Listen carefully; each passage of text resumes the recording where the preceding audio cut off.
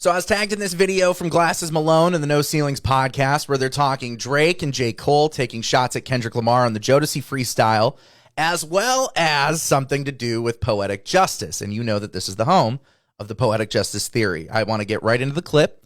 I brought out the timeline, and I also have the Drake lyrics out so we can examine what Drake is actually saying on his second verse in the Jodeci freestyle, because I believe that it further proves the poetic justice theory. But let's have Glasses take it away. And I do remember a kind of a controversy happening. Right now, I wasn't listening to the Drake songs. That was the B sides and C sides. I would catch what would come on the radio. If it was dope, started from the bottom, was about to drop, the good songs. I'm not really diving in none of them niggas' catalogs. I really only was listening to the homie music. You know what I mean? And I would listen to that a few times and then be back on whatever I'm studying. So I missed that. Right. So again, I'm going to run that lyric back again. Right. This is important to remember, Revenge. We moved the operation to Cali soon as the snow dropped. Oh, stop. Please stop arguing about who's the best MC. I think everyone would agree they know that you're not. That's the second verse. That's 3 months, less than 90 days, roughly, after he was named the hottest MC. So you think, so he took a shot, That's crazy. That's a shot for sure. He took a shot. Yeah, it's definitely a shot. Fuck your list. Your list, you lame niggas and doubters. I'm undoubtedly the hottest, and that's just me being modest. This is J. Cole's part. This is J. Cole's verse. Dummies. That's just me getting started. I'm artistic. You niggas autistic, retarded. That's J. Cole's verse. No. Oh, that's J. Cole. And you know what? It's funny when you went into that verse, I was like, this is better than Drake. Yeah, that's what I heard Drake, bro. I was like, this is somebody different. That's J. Cole verse. How'd this get? Okay. Wow. That was 3 months after Kendrick Lamar was named the hottest MC. Right. Wow. That was 3 months after Kendrick Lamar was named the hottest MC. Trap. Right. 3 months That's after. crazy. We didn't hear about those verses, Trap. But So what happened? What happened in that 90 days period, in that 90-day stretch for Drake to go at his friend? Because I guarantee you, it's not just him winning some slack MTV Hottest MC Award. It was something else. And we'll get into that in a second. It's the narrative. So I'm like, it was all good before that. 5-6 months. Actually, if that song came out in June, remember Good Kid drops in October of last year, 2012. Right. They had just timeline is important. Songs. Ooh. And what were the 3 songs that they collabed on? They collabed on Buried Alive on Drake's album, where Kendrick is basically detailing his initiation into the industry. You can go look at my other videos. I've done plenty of content on that.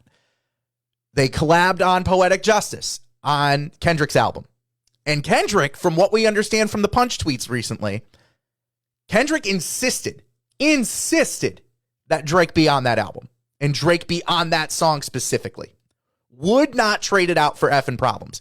He would rather give that record to Rocky then put it on his album and take him off of Poetic Justice. Keep that in mind. They had just collabed. No, Revenge. That was the hate. See, no. They had just did a collab song. They had just did. Matter of fact, Poetic Justice had just came out, which is a story behind that. But I'll let that man tell his own stories. I wonder what the story could be. I wonder what that story could be. We're so right.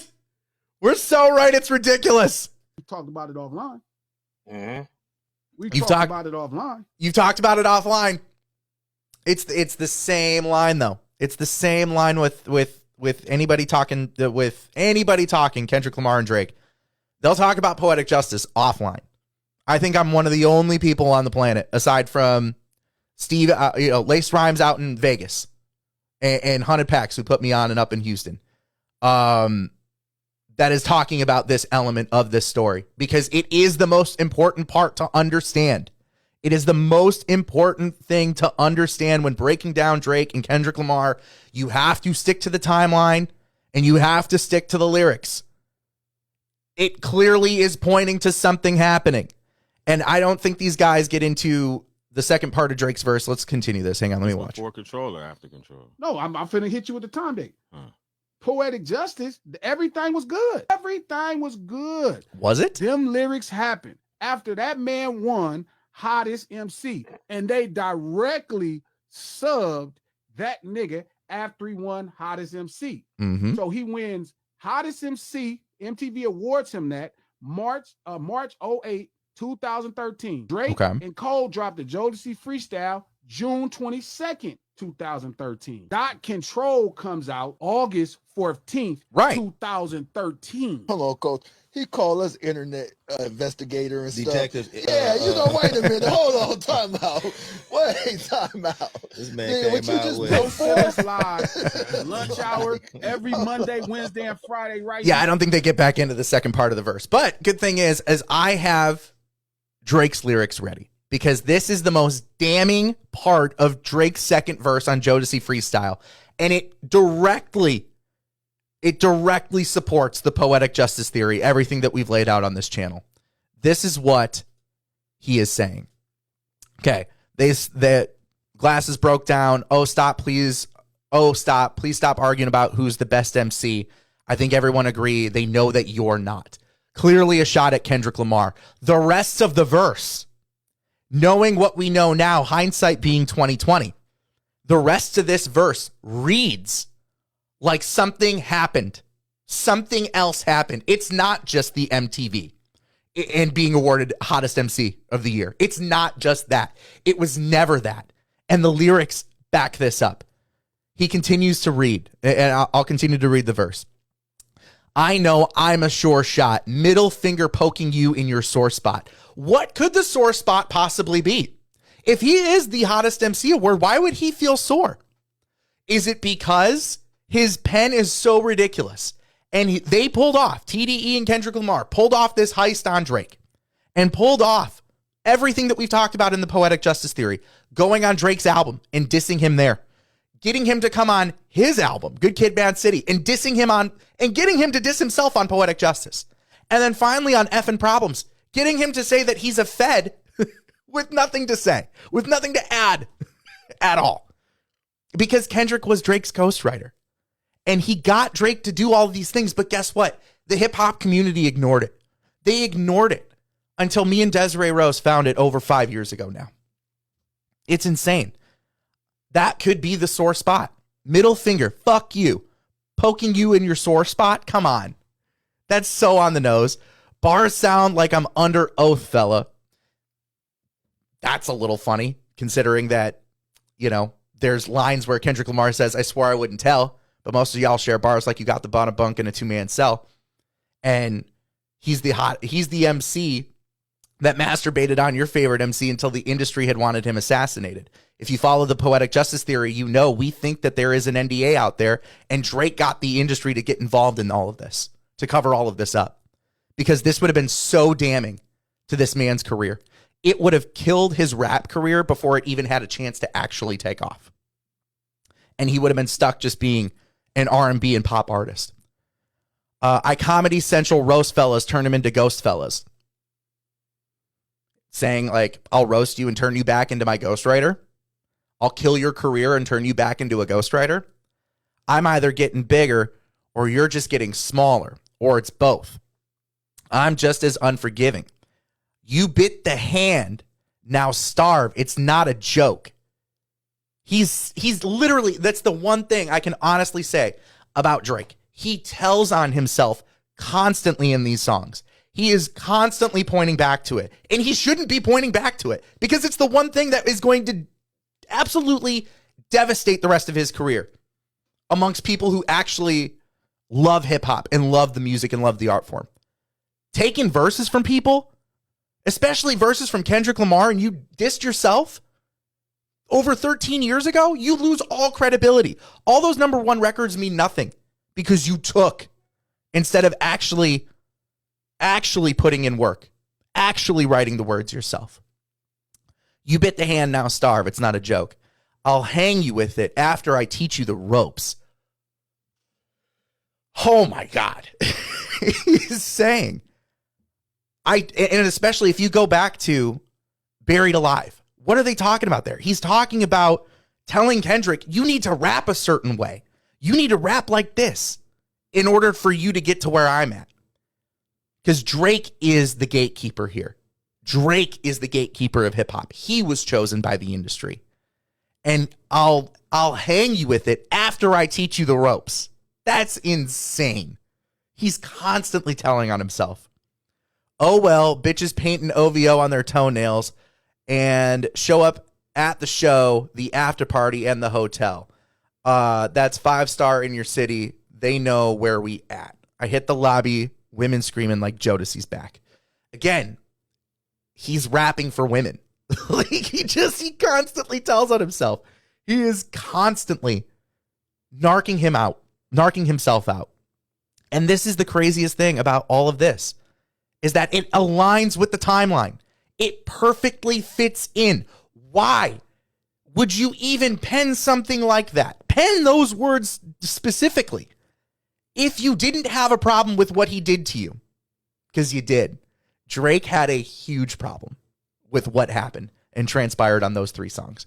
He found out, got the industry involved, made them sign an NDA saying it started on Control. But clearly it doesn't. Clearly it doesn't. Because the Jodeci freestyle comes before Control, where he's asking you, where are your bars? Big Sean, Jay Electron, Tyler McMiller, I got love for you, but I'm trying to murder you. Make sure your core fans never heard of you. That's what he's saying. And then you get into the BET cypher, he's telling you exactly what happened to him. I'm the master who masturbated on your favorite MC until the industry had wanted me assassinated. You either corny or an opportunist. I let you eat, now go back to stealing crackers at communion. That's what that man said. That's what Kendrick Lamar said. This is amazing because it just shows you how right we are. It literally shows you how right we are. And I understand Glasses and all them were talking about, like, you know, J. Cole. We don't know J. Cole, no respect. And I get that. I understand fans that look at J. Cole and they think to themselves that he's a snake and that he's been shading Kendrick ever since the Jodeci freestyle and he's actually envious of him. That's fine. If that's your perspective on J. Cole, that's fine. I think when this drops, J. Cole had no clue. I think he was just getting on there and he's following what Drake's doing. And if you look at J. Cole and where he comes from, he's not in LA with rappers at, you know, a community of rappers at his disposal. He's in North Carolina. He's an army kid. Just lucky to be here. I had somebody in my YouTube comments saying that they look at J. Cole as just happy to be here. Just happy to be here. And that's true. Because he's not a rapper from Atlanta with a deep hip-hop community that he can tap into. He's not a rapper from Detroit with a deep hip-hop community that he can tap into. Or Chicago. Or New York. He's from Fayetteville, North Carolina. Alone. Trying to come up. So if someone like Drake is offering you a chance to come on a song, wouldn't you take it? Drake is clearly what the industry has chosen to be number one. And if he's playing the industry game, yeah, he hops on that song and he just says, yeah, I'm just getting started. I'm just getting started. Check the numbers. So he's going to talk his shit too, and that's okay. But I always look at J. Cole, and even after all this Kendrick Lamar versus Drake stuff, Kendrick Lamar, I had someone in the YouTube comments tell me, like, I didn't understand the meaning of Whacked Out Murals, that he's very clearly taking shots at J. Cole. No, he's not. Whacked Out Murals is a song about the media landscape, the people who report on hip-hop, the people who make hip-hop content, actively ignoring Kendrick Lamar's lyrics and actively ignoring the timeline of events, and not putting it together and piecing it together. There's one line where you could attribute a shot to Cole, where he says, fuck apologies, I want to see you geeked up. And that's always been what he's said to J. Cole. I don't care. Show me your bars. I don't need your apologies. I want to see you geeked up. I want to see it. It's the same thing with Control. I got love, but I'm trying to murder you. He's trying to elevate the game. It's why he says, Cole and Aubrey know I'm selfish. That crown is heavy. Because it takes a lot to be number one. When you are an artist that actually is an advocate for raising people up, and you meet that level of expectation, because there are some artists who just drop music and they like music and They hang out and it's cool. But there's other ones that are trying to help society. There's other ones. Those are the truly great ones. And that is a Kendrick Lamar. He's trying to elevate people. He's trying to bring people up. And that's why he says, fuck your apology. Port Antonio gets dropped before GNX. Fuck apologies. I want to see you geeked up. I don't care. Save your apology for later. But this is awesome. And I really do think that we're right. We've been right. We were right 5 years ago. We were right when the beef happened. We were right about all of this. All of this interconnects. And of course, there's a story behind poetic justice, like Glasses said. Of course, there's a story. The story is that Kendrick Lamar ghost wrote for Drake multiple times. And he got Drake to say some very questionable things on record. And it's on wax forever.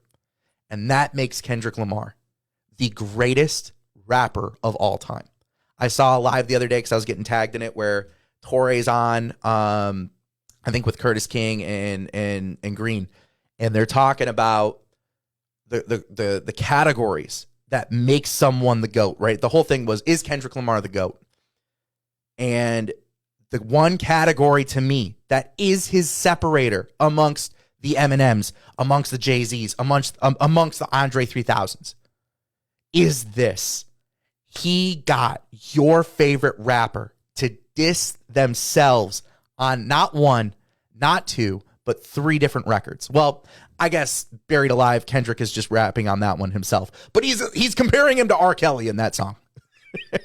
on that motherfucker's record. He is the greatest MC because he did that. No other rappers ever accomplished that. Eminem didn't get Ray Benzino to diss himself on the record that they're rapping on together. Jay-Z didn't get Nas to get on a record with him and have Nas diss himself. None of that actually happened. Like, that never happened until Kendrick Lamar did it to Drake. And that is the separator. That is his 7th ring. You want to talk greatness like Tom Brady and Michael? Michael's got 6.